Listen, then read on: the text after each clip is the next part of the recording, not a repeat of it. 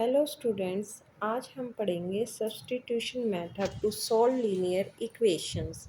आज हम पढ़ेंगे प्रतिस्थापन विधि द्वारा रेखिक समीकरणों को हल करना। प्रतिस्थापन क्या होता है? जैसे नाम से ही पता चल रहा है कि एक जगह से दूसरी जगह प्रतिस्थापित करना, मतलब एक जगह से डिस्प्लेसमेंट कह दो कि एक जगह से हम दूसरी जगह उस चीज़ की वैल्यू ले गए हैं।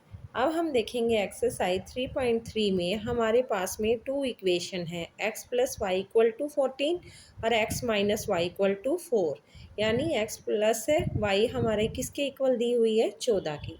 हम पहले समीकरण में से, पहली इक्वेशन में से या तो x की वैल्यू निकाल लो या y की, ये हमारी मर्जी होती है। हम मान लेते हैं कि x की इक्वेशन निकाल रहे हैं फ्रॉम इक्वेशन 1। हम इसको ऐसे लिख सकते हैं, x plus Y equal to में हमें कितनी दी हुई है? 14। तो हम यहाँ से क्या कर रहे हैं? स्टेप 1 मान लो पहले कि हम फर्स्ट इक्वेशन को लेके चल रहे हैं।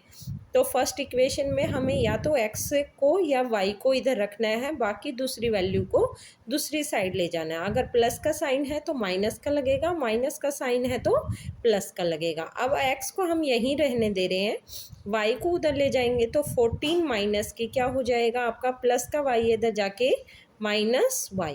इस इक्वेशन को नाम हम थ्री दे देते हैं, भाई ये हमारी तीसरी इक्वेशन है। अब याद रखना है, जो ये इक्वेशन हमने फर्स्ट में से निकाली है, पहली इक्वेशन में से निकाली है तो दूसरी में रखना है, और दूसरी में से निकाली है तो किस में रखना है? पहली में रखना है। अभी हमने पहली में निकाली है तो हम अपना स्टेप 2 क्या करेंगे? दूसरी इक्वेशन में समीकरण 2 में x का मान रखने पर, समीकरण 2 में x का मान रखने पर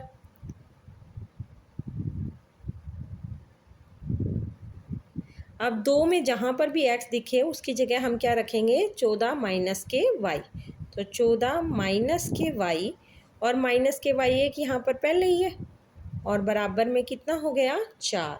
अब y, दोनों y के आगे कैसा निशान है? माइनस का। तो ये माइनस का आपस में क्या हो जाता है? ऐड हो जाता है। तो माइनस के 2y इक्वल टू कितना हो गया? 4। 4 को इधर ले जाएंगे, 14 माइनस के 4 और माइनस के 2y इसको इस तरफ ले जाते हैं तो क्या हो जाएगा? प्लस का।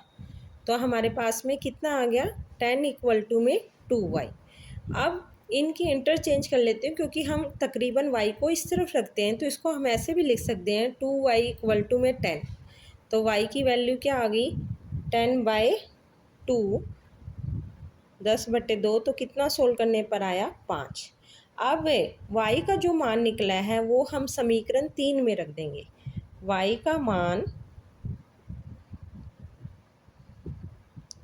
समीकरण 3 में रखने पर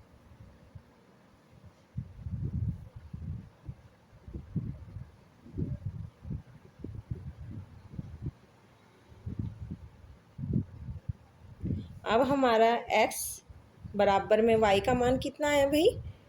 5। तो 14 में से 5 गए तो 9।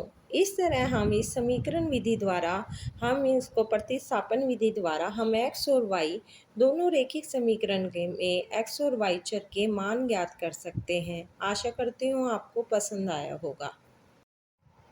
हेलो स्टूडेंट, जैसा कि फर्स्ट क्वेश्चन में हमने प्रतिस्थापन विधि द्वारा हमने फर्स्ट क्वेश्चन सोल्व किया, अब सेकंड क्वेश्चन करना है। पर यहाँ पर हम देखेंगे फर्स्ट इक्वेशन तो हमारी नॉर्मल है, सेकंड इक्वेशन में हमारे क्या है? डिनोमिनेटर और न्यूमरेटर में प्रेजेंट है, यानी कि आपकी फ्रैक्शन में संख्याएँ हैं, मतलब बटे में संख्याएं हैं। तो इन बटे में संख्याओं को पहले हम नॉर्मल फॉर्म में बना लेते हैं इक्वेशन, ताकि हमें सोल्व करने में क्या हो? आसानी हो। तो 3 और 2 का हम क्या ले लेते हैं? लघुत्तम ले लेते हैं। तो आप लोग मेरी मदद करेंगे, 3 और 2 के लघुत्तम क्या आएगा भाई? जैसा कि हमें ज्ञात है 3 और 2 का लघुत्तम क्या आएगा? 6 आएगा। अब 3 को किससे गुना करूँ कि 6 बन जाए?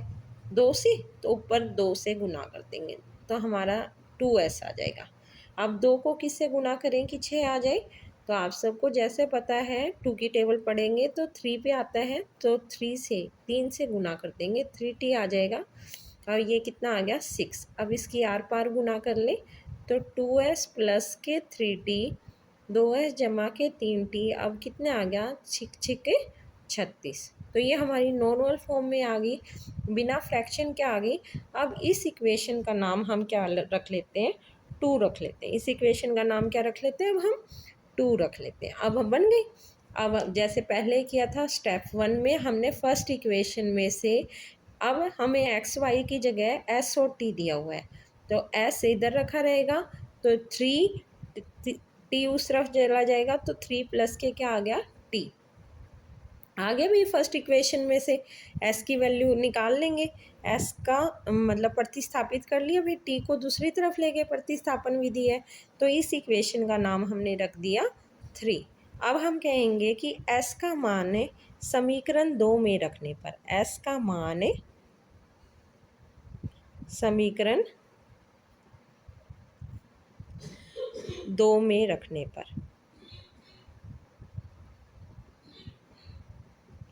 तो एस जहाँ पर भी देखिए आप सेकंड समीकरण में एस ये दिख रहा है, तो 2 ऐसा का ऐसा, एस का मान क्या रखना है, 3 प्लस के टी प्लस के 3t, 3t और बराबर में कितना आ गया, 36। अब इसे खोल लेंगे, 2 ये कितना होता है, 6, प्लस में 2 की 3 से गुना करेंगे, 2t प्लस के 3t इक्वल टू कितना आ गया, 36। अब इसमें जोड़ लेंगे, तो 6 को उधर ले जाएं, 2 में 3 जोड़े तो 5t आ गया इधर से, और 6 को उधर ले जाएं, 36 प्लस का 6 है, इधर जाके क्या हो जाएगा, माइनस में, तो कितना रह गया अपना, 30 रह गया, 5t।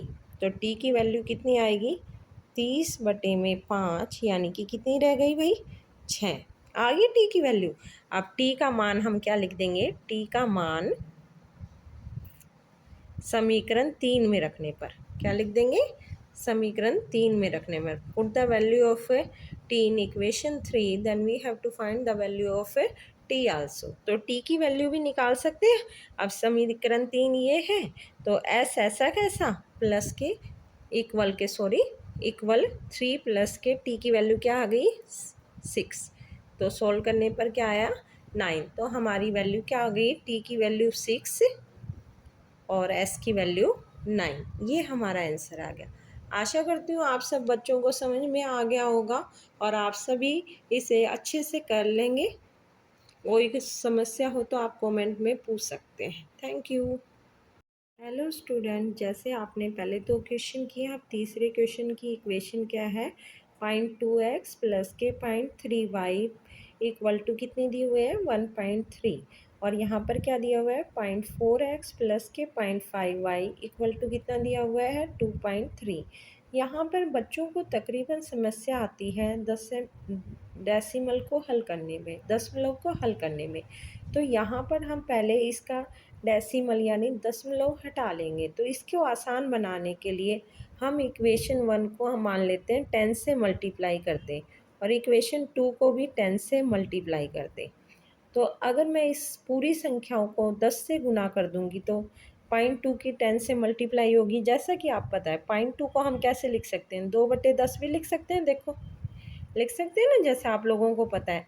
अगर मैं अब इसको 10 से गुना करूँ तो ये कितना आ जाएगा, यहाँ पर भी 10 से गुना हो जाएगा, तो 10 से 10 कट जाएगा, कितना आंसर आ जाएगा, 2 आ जाएगा।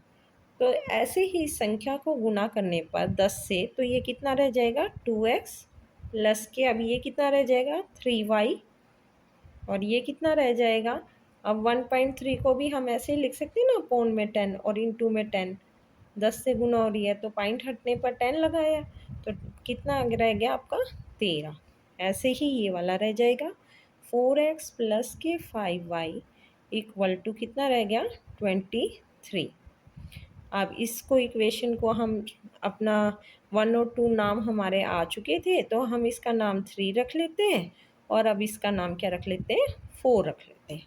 अब या तो 3 में से हम x की वैल्यू प्रतिस्थापित करेंगे या 4 में से। तो स्टेप 1 जैसे हम 3 से ही कर रहे हैं, तो स्टेप 1 हमारा चलेगा, हम 2x plus 3y equal to में लेके चलते हैं 13। पहले समीकरण में से x का मान निकाल लेते हैं, तो 2x तो ऐसा कैसा रहेगा, 13, 3y इधर जाके क्या हो जाएंगे, माइनस के 3y, और अब x के साथ में जो भी गुणांक में है तो इधर जाके क्या हो जाएगा, बटे में। दो गुण मल्टीप्लाई में है तो इधर जाके आपका क्या आ जाएगा, डिवाइड में। तो हमने ये डिवाइड कर दिया, 2 से भाग कर दिया। ये हमारा समीकरण देखेंगे यहाँ पर ध्यान देने योग्य, 3 और 4 नाम रख लिया है तो इसका हम 5 नाम रख लेते हैं।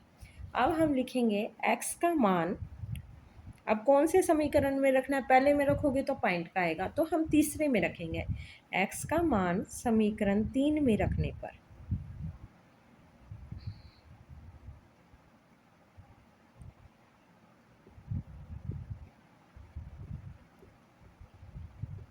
तो अब हम करेंगे हमारा, ओ सॉरी 3 में नहीं, 3 में रखोगे तो 3 से तो आपने निकाली है ना, तो 4 में रखने पर x का मान किस में रखना पड़ेगा, 4 में। अगर 3 में रख दोगे तो बेटा 0 आंसर आ जाएगा, क्योंकि यहीं से हमने x का मान निकाला और इसी में रख देंगे तो हमारी इक्वेशन सोल्व नहीं होगी, हमें दूसरी इक्वेशन में रखना होता है।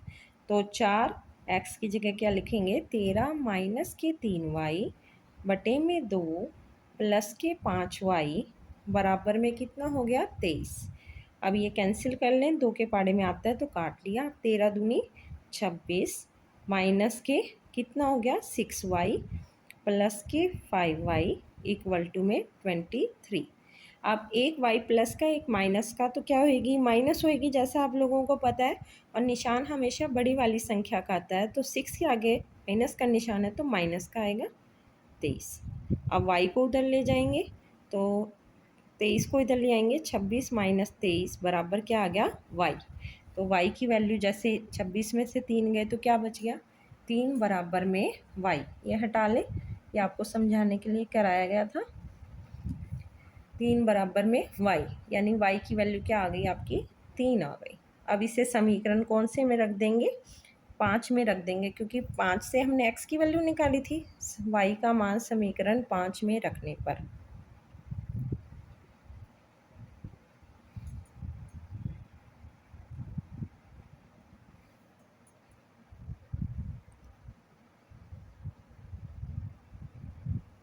तो x ऐसा कैसा, 13 माइनस के 3, y की जगह 3 रख देंगे बटे में 2, तो 13 में से 9 गए बटे में 2, 13 में से 9 गए तो कितने बचते हैं भाई बताओ, 4। तो 4 बटे 2, तो x का मान कितना आ गया, 2। तो x का मान हमारा आंसर 2 आ गया और y का कितना आ गया, 3। आशा करती हूँ आप लोगों को समझ आ गया होगा। अगर कोई प्रॉब्लम है तो आप मुझसे कमेंट्स में डिस्कस कर सकते हैं।